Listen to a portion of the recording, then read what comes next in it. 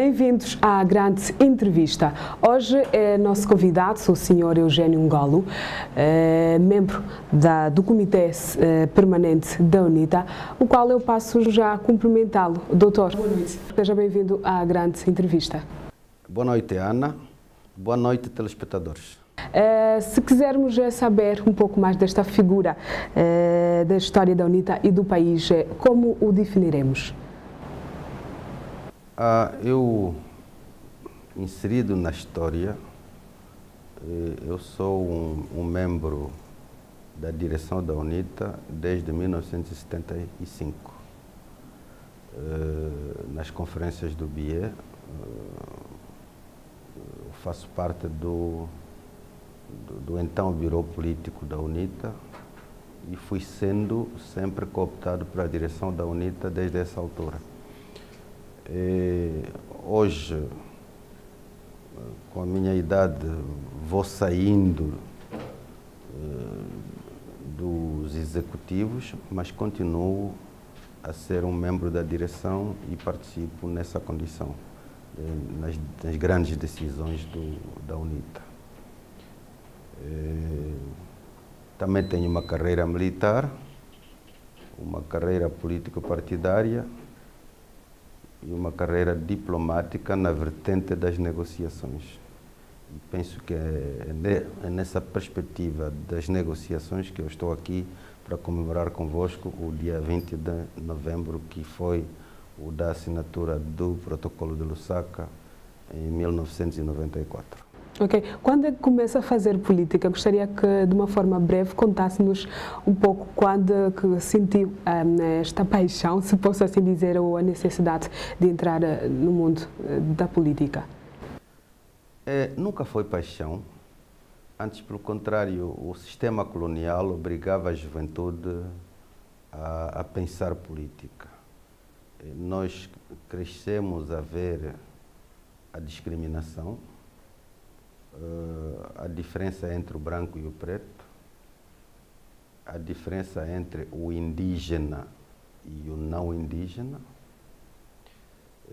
Nós todos que nascemos nos anos 40, nascemos indígenas, uma boa parte indígenas, particularmente no Planalto Central. Os nossos pais não eram assimilados, nós éramos também indígenas. Eu ganhei a cidadania portuguesa em 1960. Mas a minha passagem pelo Instituto Cúria do Donde, na missão do Donde, em Caxiungo agora, Bela Vista antigamente, e na comunidade dos jovens de várias missões das províncias de Benguela, Huambo, Bié, que nós cultivamos uma consciência política que nos levou até a manifestações contra o regime português em novembro de 1960. Eu tinha 13 anos. Se quer procurar uma data longínqua que me levou a abraçar a causa da independência de Angola, eu poderei citar 1960, quando participamos nesta manifestação dos estudantes do Instituto do Donde.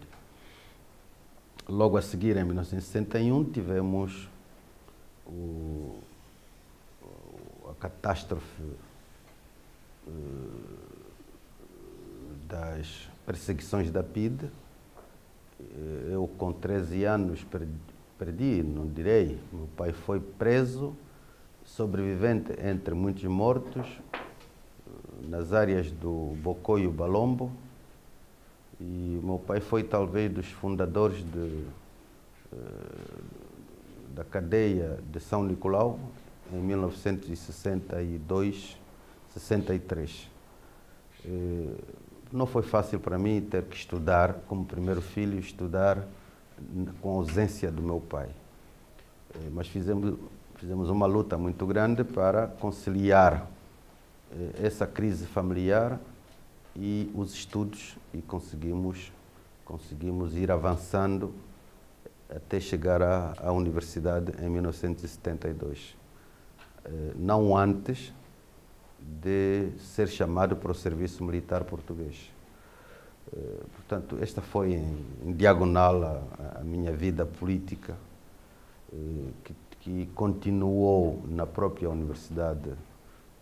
Na altura não era Agostinho Neto, mas esta Universidade Agostinho Neto, na altura chamava-se Universidade de Luanda, e fomos talvez nós que recebemos o 25 de Abril, o golpe de Estado de Portugal encontrou-nos na nossa idade, 1974, como universitários, e a partir daí voltamos-nos para a política e a transição política do colonialismo para a independência. Começa a fazer parte do maior partido agora, não é?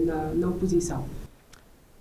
Em janeiro de 1975, comecei pela juventude, fui secretário para a organização, fui secretário da juventude para as relações exteriores, eleito na Conferência da Juventude no Ambo, por suspensão de funções do nosso presidente na altura, o Elias Salopeto. Eu exerci as funções de presidente da Jura até ao 4º Congresso da UNITA, já realizado nas Matas, em março de 1977. Mas depois disso passei a fazer outras funções, tanto políticas como militares. Temos aqui a informação que, para além da UNITA, dirigiu um outro partido, é isto? Não. Em 1997 eu deixei o Bailundo, vim para aqui. Isto foi um conflito interno da UNITA, que terminou em 2002, quando dos acordos do Mochico, de Luena, né? Portanto, mas isto foi um interregno de 3, 4 anos, que acabou em 2002, e a partir daí o partido reunificou-se e continuamos na mesma trincheira. Exato. Estamos em novembro, precisamente o mês em que, em 1994, foram assinados os acordos de Lusaka, não é? Em que o senhor foi o precursor. Passados 23 anos deste feito, sente que aqueles acordos valeram a pena? Precursor não diria, porque eu fui para lá mandatado pela direção da UNITA. Eu direi mandatário da UNITA para os acordos, para as negociações. Acabei por assinar o acordo em nome da direção da UNITA, em nome do Dr. Savimbi, e foram acordos negociados com muita paciência e bastante saber. Tanto mais é assim que as suas consequências prevalecem até hoje. E ontem lembrei-me que quando se fazem agora as mudanças na Sonangol, na Indiama, etc., nas empresas públicas, é de lembrar que muitos dos problemas que essas empresas estão a viver hoje, corrupção, má gestão, etc., devem-se, em parte, ao facto de não terem respeitado aquilo que os acordos de Lusaka recomendavam, que a Sonangol não devia ser gerida apenas por militantes do MPLA, a Indiama e BPCs e outras empresas públicas deviam admitir quadros da UNITA para equilibrar e tornar o sistema transparente. Ora,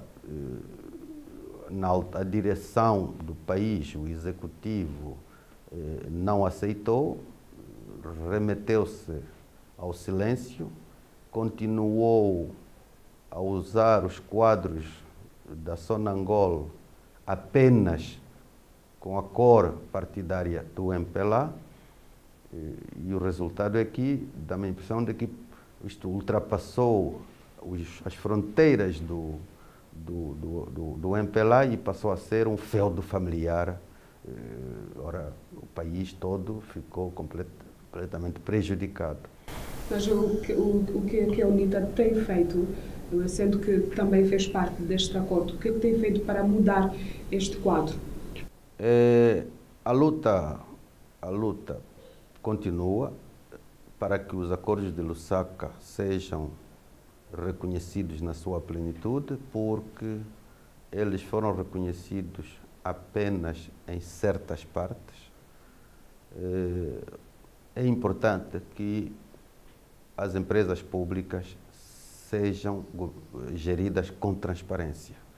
E com o advento do novo executivo, dirigido pelo presidente eleito João Lourenço, é importante que a UNITA volte a reivindicar que houve incumprimento dos acordos de Lusaka no que diz respeito à gestão das empresas públicas, porque só com democracia é que as empresas públicas serão transparentes.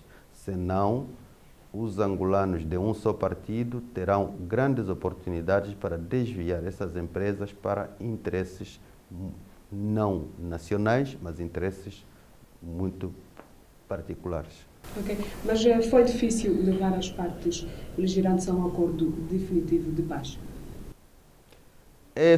Lusaka levou muito tempo a negociar. Lusaka começou, salvo erro, em setembro, outubro de 93. Depois de termos passado por rondas anteriores de negociações, entre as quais a ronda do Namibe, 92, a ronda de Addis Abeba, 93, a ronda de Abidjan, 93 e finalmente Lusaka, 93 de setembro. Portanto, houve Lusaka 1, Lusaka 2 e Lusaka 3. Eu fui o dirigente das negociações pela UNITA para a parte final, que é Lusaka 3. Depois, da sua opinião, não é? Depois de 23 de agosto, que Angola temos agora? Depois deste ano, não é? 2017, depois de 23 de agosto deste ano. Uma Angola que, para mim, significa uma vitória moral da oposição. Porque o executivo está na linha da oposição para alterar o que dizem estar mal. Significa para mim que a oposição tem razão. Tem razão que a imprensa não era transparente, era uma imprensa partidarizada e que agora parece que vai ser uma imprensa mais nacional. Estou a falar da TPA, da Rádio Nacional, do Jornal da Angola e outras instituições públicas. Não ficava bem a Sonangol estar nas mãos da filha do antigo presidente, não ficava bem. Eu sempre fiz essa pergunta: como é que o novo presidente vai governar o país com todas as fontes de receitas do Estado nas mãos dos filhos do antigo presidente? E eis as respostas agora. Acho que o Executivo, nesta parte, está a concordar com a oposição. Exato. Alguns analistas dizem que os primeiros passos dados em apenas 50 dias pelo atual Presidente da República esvaziaram completamente o discurso da oposição. O que se põe aqui não é o problema do discurso de João Lourenço. O que se põe aqui é a longevidade do MPLA no poder. Enquanto o MPLA estiver no poder, a oposição tem pano para manga. Eu estou a dizer o mesmo que se passa no Zimbábue. Sai Mugabe, continua ZANU-PF no poder. Acho que os elementos básicos da ditadura não vão mudar. Em Angola, o Executivo tem um novo chefe. Mas é isto que Angola... Para Angola isto é suficiente? Não. É preciso transformações democráticas profundas. É preciso que a transparência da governação e da gestão da coisa pública seja um facto evidente. E é necessário que os passos, as mudanças aconteçam não só em meia dúzia de exonerações, mas no seu todo. É preciso que se verifique a vontade da descentralização. É preciso que o desequilíbrio econômico das regiões seja reposto. E eu acredito que a oposição tem muito para fazer para este governo. É verdade que a oposição não surge como um obstáculo ao Executivo, surge como um avaliador crítico do desempenho do Executivo. E até que um dia a alternância se coloque e se faça a inversão dos papéis. Porque o meu sonho é que um dia seja a UNITA no poder e o MPLA na oposição. Este é quando diremos que o nosso trabalho da oposição terminou. Bem, acha que foi necessário que Angola mudasse de presidente para começar a registrar alguns factos positivos, digo, no que diz respeito ao nepotismo e à corrupção? Isto são doenças instaladas pelo Partido Único no país. Por isso que eu estou a dizer que a questão não está muito relacionada apenas com o nome de Zedu versus João Lourenço.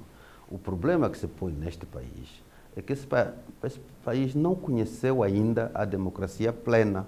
O Partido Único arrasta os vícios desde a independência.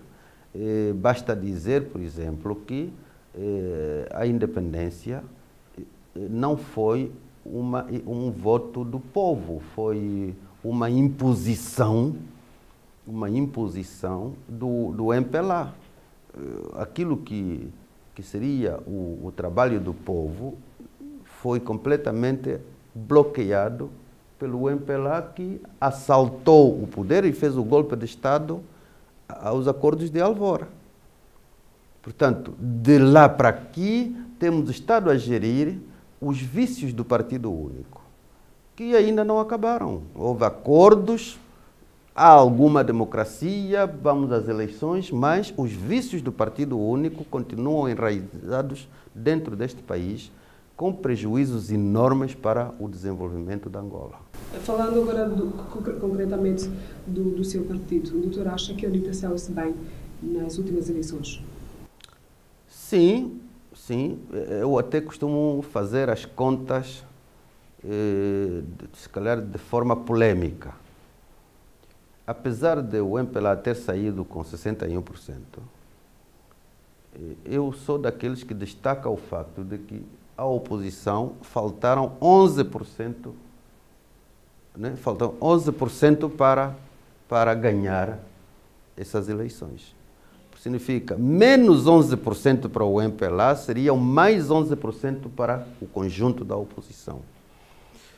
E é este o voto que eu esperava dos angolanos, é lançar a oposição a este desafio de neutralizar essa longevidade do MPLA Partido Único.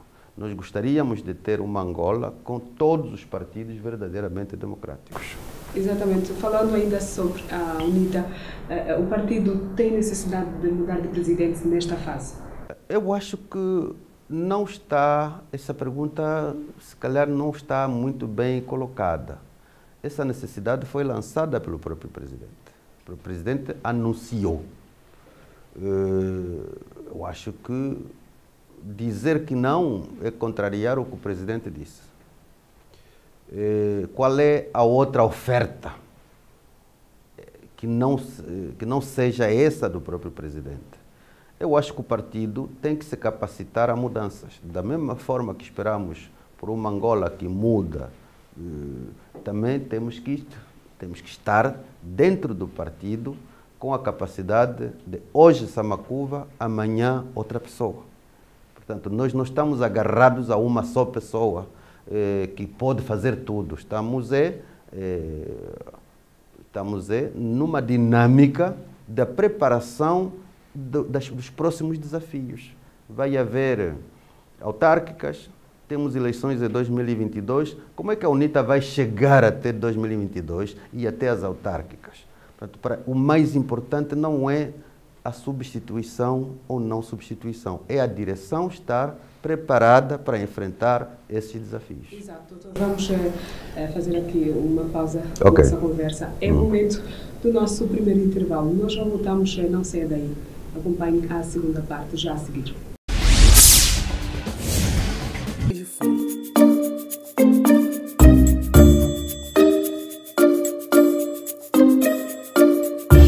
Caro empresário, empreendedor, comunidade em geral, a TV Raiar chegou para fazer de Angola um bom ambiente para o seu negócio.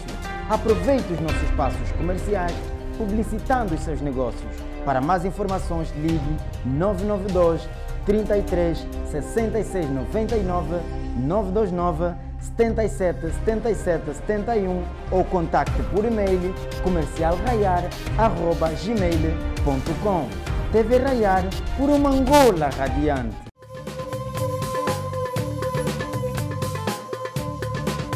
Fui visitar Malães e encontrei a avó Malanjinha, que a velha terra ofereceu-lhe a força.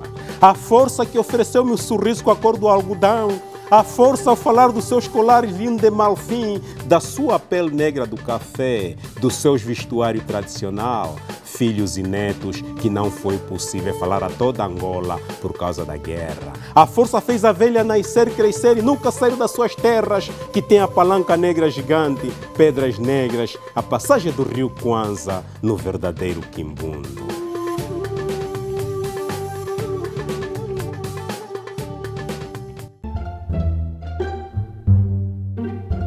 Você pode ter várias opções. Atrapalhar-se com 6, confundir-se com o 5, enganar-se com o 4, decepcionar-se com o 3, ser traído com o 2. Mas só um pode te levar à felicidade. TV Raiar, a televisão número 1. Bem-vindos à segunda e última parte desta grande entrevista. Nosso convidado, o Dr. Eugênio Ngolo. Doutor, estivemos a falar sobre a UNITA, não é? Gostaria de saber, o partido, melhor, na sua ótica, que caminhos o partido deve trilhar para sair-se melhor, não é, o bem, nas próximas eleições? O partido tem que se dotar de uma direção. Esta que fez as eleições de 2017, cumpriu o seu papel e a UNITA cresceu. O melhor resultado da UNITA é o de 92 e este de 2017 vem a seguir. Temos agora 51 deputados, ainda temos a diferença de 19 para os dados de 92. Precisamos de crescer muito. Precisamos, por isso, de uma direção que comece a trabalhar já para melhorar os resultados de 2022. Ora, isto significa fazer uma avaliação da campanha eleitoral de 2017 e levar as lições desta campanha para o fortalecimento dos comitês de base. Isto implica, muito rapidamente, que a direção resolva as propostas de programa criados pelo presidente atual, o Dr. Samakuva. Exato. Dr. Eugênio foi deputado durante muito tempo. Qual é a análise que faz sobre o atual formato da Casa das Leis? O que é que mudou na Casa das Leis? Mudaram os lugares, menos assentos para o MPLA, mais assentos para a UNITA, mais assentos para a Casa CE, que duplicou, menos assentos para o PRS e para a FNLA. Mas refiro-me exatamente às iniciativas legislativas, à maneira como são feitos os debates e a forma como o deputado interage. Eu acho que ainda não posso falar em grandes diferenças em relação à legislatura anterior. O Parlamento tem regimentos e são esses regimentos que vão definir a forma como os debates vão correr. O Parlamento e essas leis mudam muito pouco. Mudam muito pouco. O Parlamento debateu agora uma lei sobre a pauta aduaneira e parece que aprovaram por unanimidade. Acontece, como aconteceu nas outras legislaturas. Acho que aquilo que se espera como diferença daquela legislatura para esta ainda é a abertura à imprensa. Disseram-me que a partir de uma dada altura, não sei se novembro, se dezembro, os debates no Parlamento serão livres. Essa realmente será uma grande diferença. Aquilo que também nós esperamos do Parlamento desta vez é que o Parlamento tenha a capacidade de fiscalização dos atos do governo. É o que foi subtraído à legislatura anterior por vontade do Executivo e por vontade do Tribunal Constitucional. Acho que essa função de fiscalização devia ser devolvida a esta legislatura e, se isto acontecer, vai ser uma grande diferença na forma de funcionar das duas legislaturas. Ok. Como deputado, quais são as dificuldades que teve como deputado? Passo à redundância. Uma revolta bastante profunda é que o Parlamento não conseguiu desempenhar as suas funções por bloqueios do Executivo. Falei há bocado de uma fiscalização impossível na legislatura passada, casos que neste momento estão a ocorrer porque o Executivo trabalhou sem a fiscalização parlamentar e se calhar também trabalhou com o afastamento de outros serviços de inspeção. A verdade toda é que hoje acumulam-se os casos de desvios de fundos por todo lado. o que significa que, de facto, a fiscalização vai ser mesmo necessária, e ainda bem que o partido, que é a maioria governamental, também vai concordar que a fiscalização é mesmo necessária.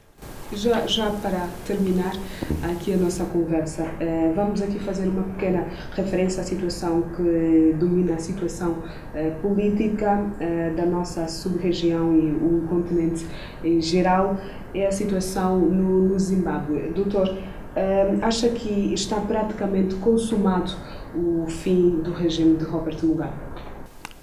Está. E já não é sem tempo, 93 anos. Eu até considero o Mugabe um homem que conseguiu sobreviver a todas as pressões externas e internas.